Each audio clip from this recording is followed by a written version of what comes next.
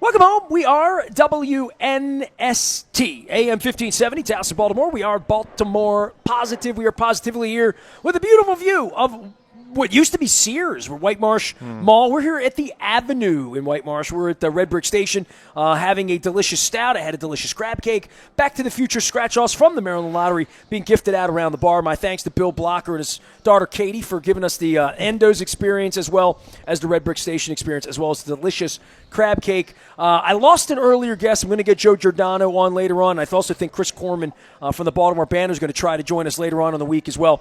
Nick Stewart is here. He is a returning champion to the program. We got together a couple years ago over at State Fair. I think I saw you at the Maryland party last year. Did I see you at Mako? Where did I see you? I saw Mako. I saw you at the beach.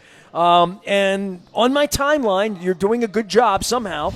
I am a Baltimore County resident and voter. It said, Stewart for Baltimore County Executive. And I'm like, I'm going to give Nick a call. We're going to talk wonky zoning, land growth, right in your wheelhouse, right? That's who you are. Yeah. How you been, man? Good to see you. It's great to see you too. Yeah, thank you. You're not an elected. What would I say you are? What's your real job?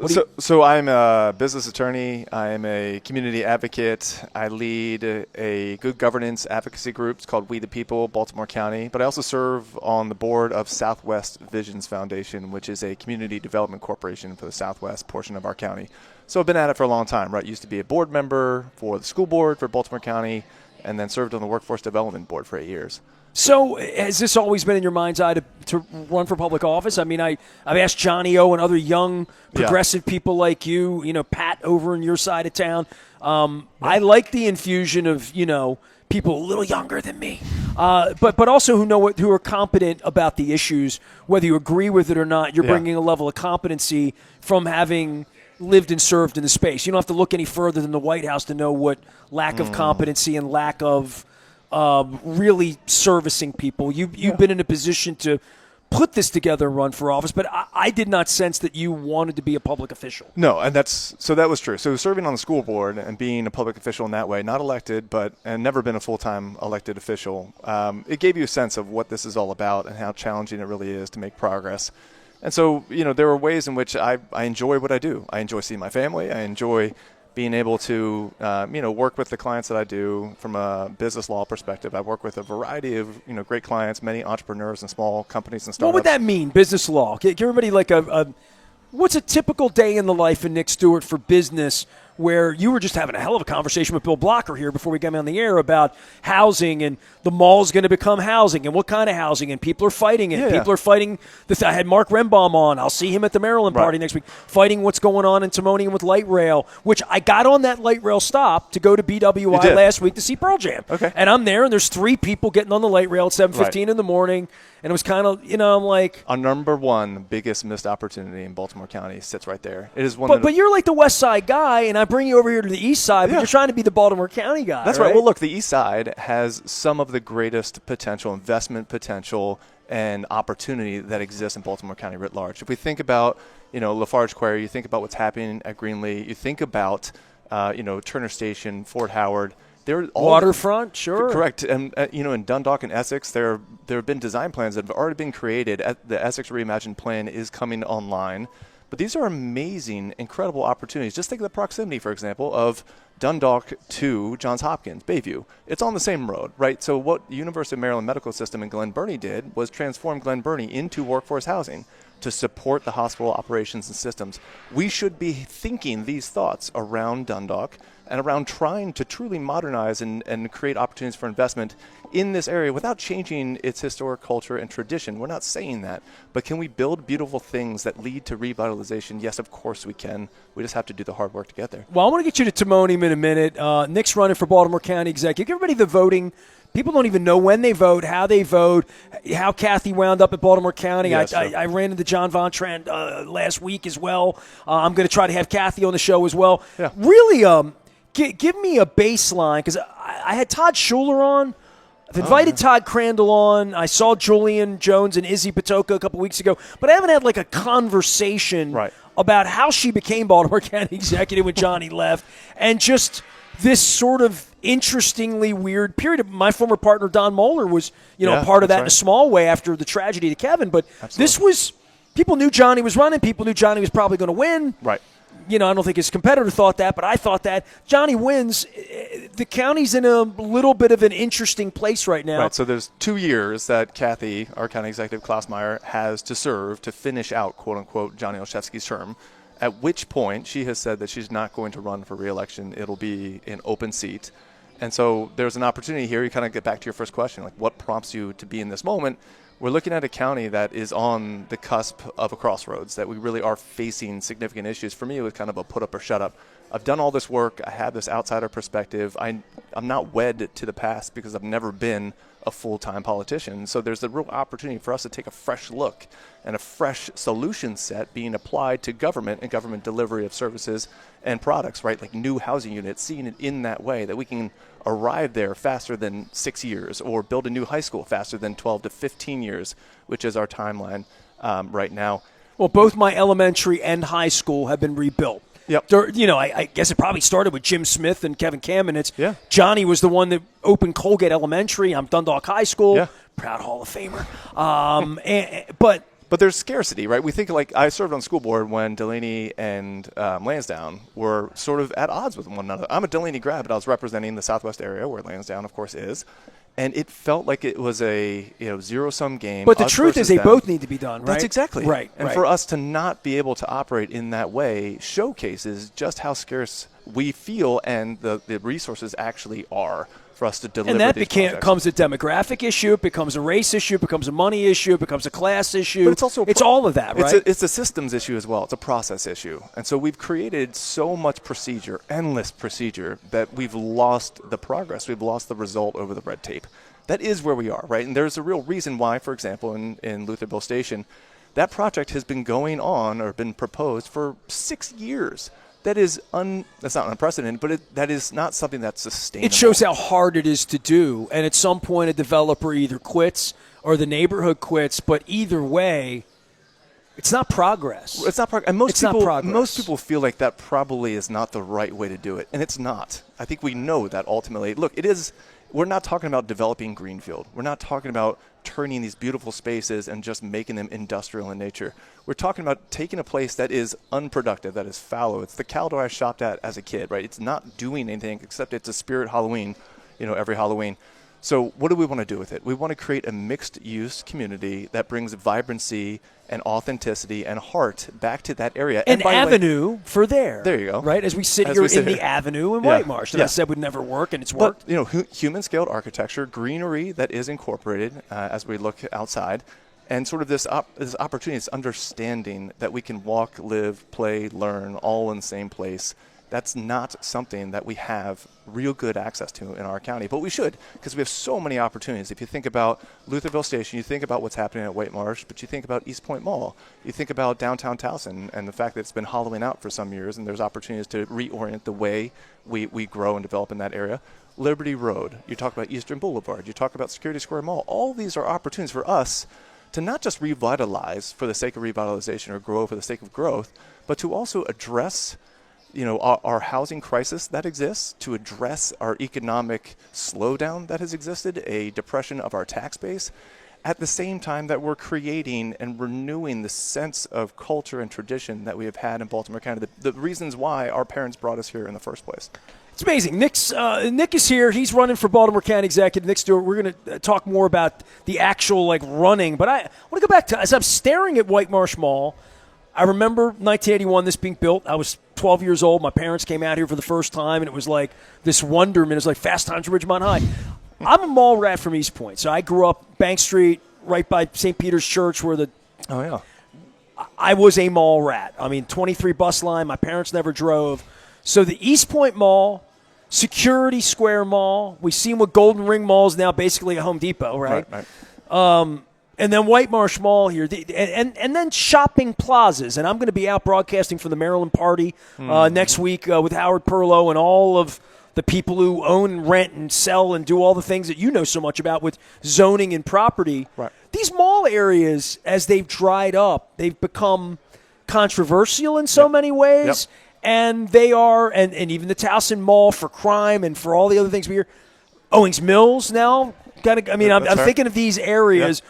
What becomes of them? Man, they are just gigantic big things in a county like Baltimore County because we've all been here a million times, and we're like, that's the mall, that's the mall. It doesn't always have to be the mall. In the same way, when I have John Hoey on from the Y, Memorial Stadium's a Y now, and it's okay. You know, we have a stadium that's a bigger, better stadium that we're doing something else with. I think most people would say that the reason we have malls, or the way in which we've grown in the past, has all been dedicated to this really anachronistic, this old style of development, which was saying that let's put all the retail here, we'll put all the residential here, we'll put all the commercial and industrial over here. And so there's a certain sense that we're growing apart from one another. Over the last 2, 3, 4 decades, there has been a push, though not as much where we need it to be, around mixed-use development, around bringing those zones together and saying we can create something that's oriented and where we can leave our cars at home on the weekend because we have everything that we need to be able to live a vibrant and complete and sustainable life here with one another. We live in community. That's what we're looking for. There will always be a place for single-family homes with yards and so forth and a fair amount of acreage. But if we're going to get serious about what to do with the major town center opportunities and the economic assets that exist in our county, then we have got to lean into the redevelopment of these areas as vibrant, bustling town centers. With your work prior to trying to run for public office, finding this pushback against growth, I mean, it's just literally, it's the oldest, 100%. Reddest, bluest, Trumpist, Bidenist thing, which is we don't want anything to change. We want to go back to Eisenhower, or, hey, look, let's rethink this and let's do something new. And where we're standing here feels like the Avenue's been here. This was, as Bill Blocker said, this was a weird kind of project. It was controversial. It was, could it work? Would people shop outside? They didn't know what it was. Creating a fake town center and like a movie set in Blazing Saddles or something like that. We have the mall. The mall will be. This is an old man in me 30 years ago when I was in my 30s, 20s, saying no change. We're going to go to the mall forever. The mall will be there. I'm old enough now to know that change is inevitable. It will either roll you over, or you will change. Yes. Change will come for you. And what's the hardest part? Just take one mall, one thing, whether it's White Marsh. What's the hardest thing from your organic organization of trying to fight for progress versus people saying, good question, we don't care about business, we don't know about business, we think the boogeyman's out to get us and the politician's out to get us. Yeah. I have found that to be counterproductive ideology. Yeah, there are just a handful of things that we come back to on a regular basis. The first one is fear of change. And that is natural, right? People are worried about what it would look like for their community to accept or integrate this additional investment opportunity where they live, work, play, learn, and so forth. The reason for that is, in large part, we haven't proven out as a government, as a private sector, working together that we build beautiful things. Oftentimes, we've built to the lowest common denominator, the things that are maybe easiest to do, quickest to do, because the system is so hard that even the quickest thing to do is not that quick to do. Well, look at Harbor Place right now, just as an example, right? There's the center of the city. We're still talking. We're not digging, right? Well, so it takes forever for these things to progress. And so there's a fear of change that's been founded, at least in part, on a reasonable belief that we don't do good projects or nice things. And at the same time, you have folks who are looking at this environment and saying, if we allow for this change, it will fundamentally alter who we are. It won't respect local tradition and culture. It will feel overwhelming. It'll feel like we live in Reston, Virginia, even though that's a nice project, but there's height to the projects and so forth. Can we make sure that neighbors are the developers, that they're brought into the conversation to ensure that their community is reflected in the ultimate end result? Well, we all want to feel like we're a stakeholder, right? That's right. In what we're doing, right? Yeah, exactly. And so there are smart ways of doing this that won't be so emotionally charged, won't be so parochial in nature, or don't just depend upon one council person saying yes or no in that moment as they're receiving, a ton of hate from the community for potentially allowing X or Y. Well, if you're a politician, you're going to get hate no matter what at this point, right? I mean, you're going to go for or against whatever the grain is. And, I mean, you're ready to swim in that in Baltimore County. But oh, right. There are going to be plenty of people who don't like what we stand for. That has to be okay, because the reality is we are at this crossroads where for the first time in 100 years, we, per the census data, are losing population. this is happening. So change, the other question of this, or the other reason why this happens, is people do believe that the status quo is an option. It really isn't. What happens is either progress or stagnation, sure. And falling back. And so here, our economic growth in the county has reduced to about 0.6%. We have a housing crisis. The average age to buy your first home is around 40 years old. A new townhome in Baltimore County is selling between $450,000 to $500,000. This is a town home in our county. We are reaching a point where if we don't take action, it's going to be really hard to try to come back from that. And so, Johnny Olszewski has done a lot of good work trying to improve the systems of government to make the bigger things possible, doing the small things to make the big things possible. That's where we are right now. We have a moment where we can lean into this and say, the reason why, in my opinion, that Democrats lost in 2024 is we didn't deliver on the things we said we were going to deliver on for working families to make life just a little bit easier and to make it a little less hard to survive as a working family in our locality, our county, our country. Why here, why now with this county executive run for you? And you got to ramp up here and people get to know you a little bit. You haven't run for public office. You got a wife, you got 4 kids. I mean, sure. You got a thing. I mean, you're going on here. Yeah. You're going to run hard the next 18 months, right? That's right. Yeah. So it's not a normal next step. I admit that. But I think that's sort of the point of this is that we have done the work. We have built the platform. I've done years and years of both, a lot of things around workforce, around education, around housing, smart growth, revitalization, community redevelopment. All those issues are the issues that will define us for this next generation. They are coming to a head. And so for me, it was a put up or shut up moment. If we believe in these things, and can I show my kids that we will take risks based off of the values that we have?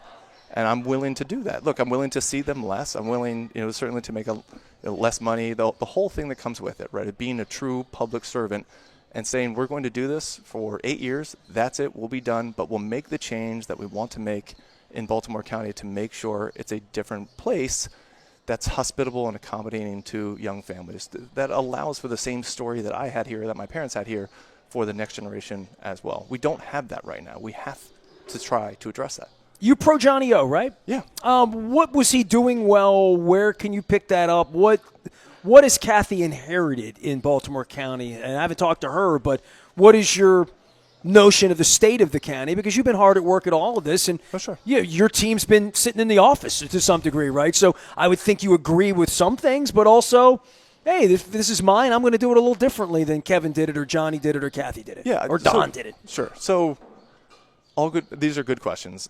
What Johnny did so well, and just to get back to it, I think from my perspective was this process improvement where he said, hey, look, government needs to be more connected. I mean, look at the town halls, right? Look at the connectivity from the Office of Community Engagement.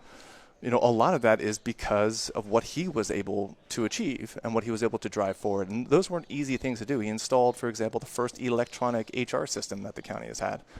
We were in, 2020s, and he's working on this, even still. And so doing the blocking and tackling will make the bigger things possible. But, make no mistake, he also did things, particularly around education, that were so essential, including continuing the school construction, projects that were under Kevin Kamenetz, which was a significant outlay, required some sacrifice. But we were, in a large respect, able to really knock down the school construction crisis that we had in that moment. So I talked a lot about that, 3-4 years ago, for sure. Right, and so we talk a little less about it. Now you hear it more because of the adequate public facilities ordinance that was passed last year. That was a housing ban that was put, in place in Baltimore County, which is absolutely wild, and we can talk about that in a second. Again, part of the reason that I'm here. But, you look at our library system. It's still an absolute gem, and there's been great investment that has occurred within the library system. I mean, you look at our county, and you see that it is ready to address these issues. And finally, on housing, right, that he was able, particularly towards the end of his 6 years, really, establish the first housing department that we had in the county and prioritize the issue in such a way that this county is having the conversation now in a way it never has before. Housing's become a number one issue together with crime and taxes for the first time ever. And so if change is about timing, which I truly believe that it is, then we have a tremendous opportunity right now to lean into that change and say we're going to make the investment. Well, the bridge thing, being a Dundalk guy, Right. and where we are with that, and Trump running the country, and where funding would be, and Social Security, really being a Baltimore County West Side issue, if not a local regional issue all around. And CMS. I look at Baltimore, and I didn't realize the slippage of population because we hear so much about that in the city. Now the murder rate's down. Obviously, the population's down. But this Towson crime thing that follows it around, I'm WNST Towson, Baltimore. I live in Towson. I don't feel that way about Towson, especially being a Dundalk guy. Towson was always like sort of the city on the hill when you're from Dundalk. You know what I mean? It's the lights up over there, Heaver Plaza and whatnot. The county seat and Towson, you said the challenges there with the business space and in downtown and the mall, the area where the new movie theaters came, just East Towson, all the things that go in. Give me a little perspective on Towson, because Catonsville feels vibrant. White Marsh feels vibrant. There are places we go. I hear this about Towson, but when I'm in Towson, I live in Towson. I like Towson. Yeah. So there's a lot there. That's a big conversation.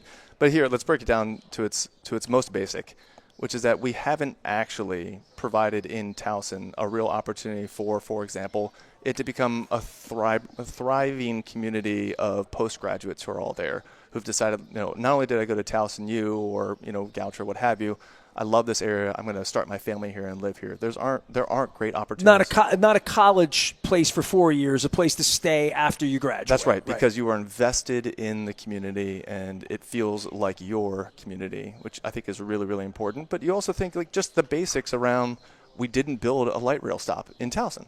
I understand there was real fear and there were certain elements of concern around the others and what that would mean for our city. But that's a 1972 decision, right? Yeah, literally. Let's be clear. That is our city as a county. If we had one, we don't have any towns or municipalities. Well, the most important part of Baltimore County is what I was going to say. I'm a Dundalk guy, and you're a Catonsville guy, but I'd say Towson's the big one. Right. If Towson isn't thriving, we're doing it wrong. And so, you hear about opportunities to, not just address the connectivity to Towson University, but to say, we are going to make this the beating heart of our county in a way that it hasn't been before. And instead, we're losing really great restaurants like the Perennial, where there are opportunities for us to reorient. And Lost Nacho Mama's too. Yeah, another one of my places, right? Yeah, there you go. Yeah. And so, it is about trying to build a vision, which, Jim Smith did. They created a walkability plan for Towson. There's a certain sense of dusting that off. It was also bringing together, again, the community to do a reimagining of what downtown Towson should look like and the ways in which to increase connectivity, increase access, including public transit access, and also trying to pull in the Towson University community into those discussions in a way that is fully embracing the life and promise of what it means to have that incredible institution right in the heart of Towson. Well, I'm a big fan. Nick Stewart's here. He's running for Baltimore County Executive. We're out here at Red Brick Station. I have the scratch-offs from the Maryland Lottery, the Back to the Future scratch-offs. I said earlier, the Back to the Future, when the avenue was getting built, the light tower at the end, it was very much from, every time I drove down here in 1997, I'm like, it looks like it's out of the movies. So we have these scratch-offs to give away. We're going to be at Fadley's on the 28th, which is in the city, and we're also going to be up in Carroll County at not Eldersburg, Hempstead, at Greenmount Station. I keep Green Spring. I'm doing it all here. Catonsville in the West Side and your background in that. Give a little bit about your family and background. Yeah. You're running for public office. People need to know who you are, Nick. I appreciate that. I don't know that much about you. I know I've talked policy, zoning, wonky, progressive, change things with you. I am a policy nerd at bottom, right? And that's okay. But it has to be a movement, a coalition that's ultimately built around these ideas. And they're not just mine. So to be frank with you, and I'll certainly provide some more details about me, but we have a platform that's over 30 pages long. It's single space. It's 11 font, right? Like, we've built this out. It's the product. By the way, when I told my wife I was running for mayor, she's like, you got to have a platform. Mine was 41 pages, but nonetheless, right. It never was released, but it was written. There you go. So, but we've had over 300 now, 30 conversations in the county. It's reflecting all of those conversations. Is that enough? Of course it's not, because plans and ideas don't really matter unless they're actionable and unless you're successful and you win this thing. And so there's a real sense that we've got to build this, make sure that it's larger than just a handful of people. And what we're seeing is that people are gravitating towards a message of sort of freshness in the solution set, and also a belief that things don't have to be this way just because they always have been this way. And so we sort of talk about what the next chapter of Baltimore County can and should look like. It should be a results-driven enterprise that is focused on making people's lives easier, whether that's going to be childcare access, whether that's going to be, a community schools model that stabilizes communities, whether it's creating more housing units so that people can afford to live here. Over 50% of the people who rent spend more than 30% of their income on their rent. So if we think about that, that's an enormous fraction of people who are spending way too much money on just trying to live. That is the single biggest reason why things feel so challenging, so tough and difficult for people. And so, I grew up in the central part of the county. I went to Delaney High School. I am the product, shout out to both my parents, who both of them were registered nurses. Yesterday was National Nurses Day. My mom unfortunately passed from cancer in 2016, but my dad still lives in the Hunt Valley area. And so, there's a certain sense, carrying forward that as I've been able to live, I lived in Arbutus for 6 years. We now live in Catonsville with our 4 kids, 9, 7, 6, and 4. So you're a North County guy that moved west. I'm an East County guy that moved north. No, there you go. We're all just we're just playing games That's out right. here. We're one county, and we're sitting here in White Marsh. I lived here for 10 years, so there you go. And I played that ball. Shows we're all in it together. It really does. It does. I played Metro ball. I played for Putty Hill, and so that was out this way as well. And in any event, so. There's this opportunity for us to kind of leverage that story and that history and say, we've seen a lot of this county. What's great about it, what's so beautiful and wonderful. I've lived outside of the Erdl and inside of the Erdl, which is the urban-rural demarcation line, where we've designated things to either be sort of more green or more dense and You taught me about the Erdl last time. I did. Okay, you were the first one that Erdl has been brought up, other than Bob Ertel back played for the Skipjacks. The only time I've ever heard that term was when you were on. I think. But so what's great is that my parents, they had us, they raised us in the northern part of the county, but my dad started a small healthcare business, and because of what he did, which was cardiovascular imaging, he ends up starting a business outside of D.C. near Chevy Chase, Maryland. And instead of moving us, we were young, we could have been moved.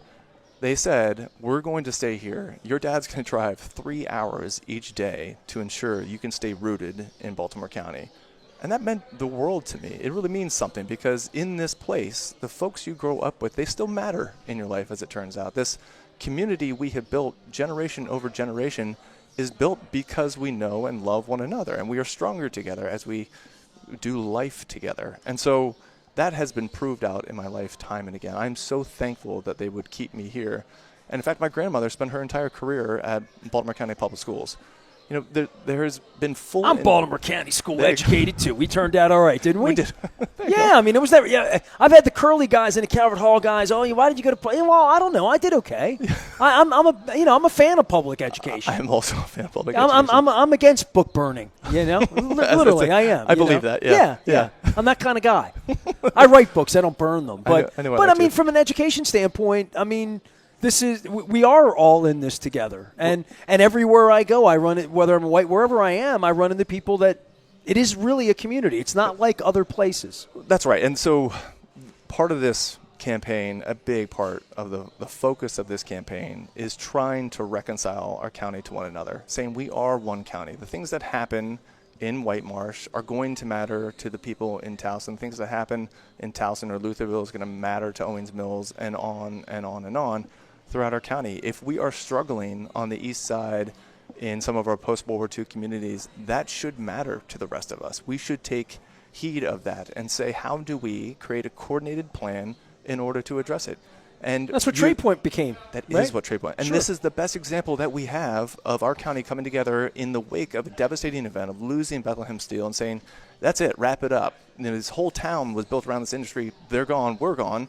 We said, no, we're going to bring all the stakeholders together. We are going to develop a comprehensive vision for what this strategic area should be and how it will facilitate and foster and go kick Norfolk's community. Ass at being a port town, right? Literally, right? That's what it was. It's a global logistics hub. It is unprecedented as far as how we transformed that opportunity into what it is today. And Baltimore County has that. We've done the hard things. We know we can do the hard things. It's just at this moment, we have a lot of hard things to do at once. Nick Stewart's here. He's running for Baltimore County Executive. That's a hard thing. We're out here at Red Brick Station. Not a hard thing to get after this thing, man. Bill Blocker brought me on the crab cake tour. This is the shrimp salad and the crab cake fried, just the way I like it. Come on out here to Red Brick Station. Say hello to our friends. It's been a long time. We went over to Ando's. I rented at Silver Spring Station on the other side where Looney's, I guess, is now. My son went to Perry Hall High School at the turn of the century, and I moved over by the Boomy Temple, Springhouse Circle behind the Duck Farm by Essex Community College, King Avenue, and I live 50 feet from the Boomy Temple. And that was at the turn of the century. And, I moved to the city. I lived in the city for 19 years, but I've been back in the county for 3.5 years now. And just talking about all these issues, the county-city thing, and having gone through COVID, having known all the electeds, I've had every elected, every wannabe elected on. If Al Redmer runs against you, I'll have him. I love you, Al. You know that. Whoever it is, but for me, the city and the county and that delineation, when you're driving down 83 or you're driving down Eastern Avenue, you go past Gina Schock's house, next thing you know, you're in the city. This notion that the city and the county, there's a line that stops, and the crime's there, and the murders are there, and this is there, and I ain't going down for baseball no more in the city. Yeah. That's the part that the old baseball and football fan in me says, it says Baltimore on it. We're all in this together. Yeah. We don't, we go downtown for concerts. We go downtown for crab cakes. We go downtown to do things, and we're all in it together. Yeah. The county-city thing and how all the counties had to really work together during COVID. That's right. Under a Republican governor with primarily Democratic leadership in the counties, other than Harford County. Some thoughts about the city and the county, because we can talk all about the county strength, but the city needs to be a strength, too, for all this to work together. And you're the fourth potential county executive in a row I've talked to about this. End of day, our futures, whether we like it or not, they're tied together as a region, because we are competing at an ever-increasing scale with places like North Carolina and Virginia, which is currently eating our lunch. We're competing with places like Delaware and Pennsylvania to some extent, and even broader, right, because of the advent of remote work and the way in which this has sort of perpetuated certain or accelerated certain trends. I say that, but I get out on the highway and there's tons of cars. I own a radio station, rush hour traffic, baby. I got traffic the other day. I'm like, yay, traffic, But I mean, there is more movement now. There is more movement now. That's right. But there's also more flexibility that the people have been seeking, and I think has been part of the dynamic here. And so if you think about our competitiveness as a region, we have got to plan and strategically orient ourselves as a region. We're not this. The idea that there's this invisible line that separates us and what happens in one jurisdiction doesn't matter to the other is wrong. And we know that's wrong, not just from that point of view, but also from the fact that we share the same water and sewerage system, one of which is 50 years old, the other of which is 75 years old on average. That's a problem. But also we share in the crime fight. And we also share in this economic development that the city and county are trying together to work on in order to fuel growth across the region.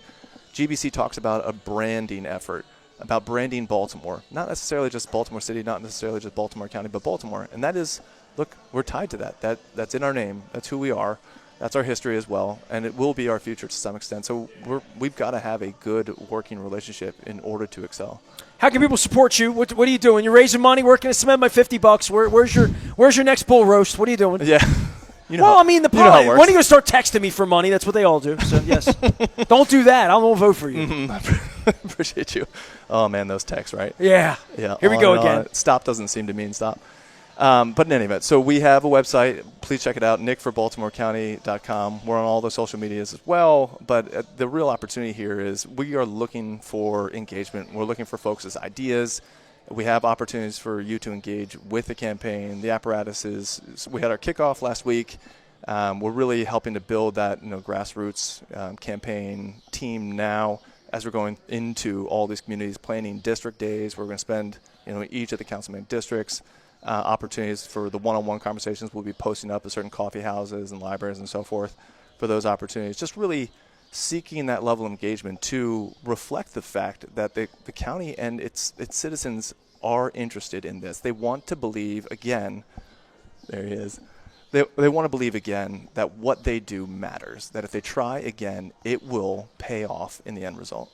Nick Stewart's running for Baltimore County Executive. Hey, for anybody trying to make the place better, I have a microphone. I have a seat. We're all in it together. That's what Baltimore Positive is all about. Our friends at the Maryland Lottery have sent me here to White Marsh today, not just to eat these giant sandwiches and already eat my second crab cake of the day or go next door and get a delicious roast beef sandwich. The Maryland Lottery sends me with the Back to the Future scratch-offs. I'll be giving these away here today. We'll be at Faithley's on the 28th. We will be up in Carroll County on the 7th of June. And I'm going to be next week poolside in Las Vegas at the Encore Pool. You ever been to the Maryland party? I have not. It's a thing. This year. It's a thing. I want to tell you right now. I'm hoping for temperatures under 88 degrees so that I don't get, all whoo. But it's a dry heat out there in Vegas. So Luke is out covering all things baseball this weekend, and the Angels and the Orioles getting back in town next week against the Washington Nationals. I'm going to sign off from here. Our friends at Red Brick Station have been phenomenal to us. It's always great family vibe out here at the Avenue. Always kids running around. Always things to do over here at the Avenue. I've enjoyed my conversations today. Good luck to you, right? They got some for us. You got sandwiches to go? Hold on here. I got Ando's sandwiches to go. Hold on. One is called a Figgy Piggy. Figgy Piggy. All right. The other's our roast beef that we roasted. Figgy Piggy and roast beef. Hold on, Bill. you. Here, I'll put you in here. If you're going to plug your business, for crying out loud, plug your business the right way. That's okay. All right. Katie made some sandwiches for you guys to take home. One is called the Figgy Piggy. It's the hand-cut prosciutto that we use with goat cheese, arugula. It says FP on it. Figgy Piggy. I got it. Piggy. The And other this one says RBS. What is that's- that? Roast that's- beef sandwich. That's actually, it means roast beast. Roast beef sandwich. Okay. Because it's rare and it's a beast. I like insane. it. It's It's not insane. even Christmas time, Grinch. Nah, take some sandwiches home. Make sure your wife knows to come see us at Ando's. There you go. Yep. All right. And I know you'll be up there. I'll Come see see you. our friends over here at Red Brick Station. Bill Blocker and his family doing things the right way. Nick's running for Baltimore County Executive. Me, I'm just running to Las Vegas to go see Sammy Hagar. I'm back for more. We are WNST AM 1570. Towson, Baltimore. We never stop talking Baltimore sports and eating crab cakes. Stay with us.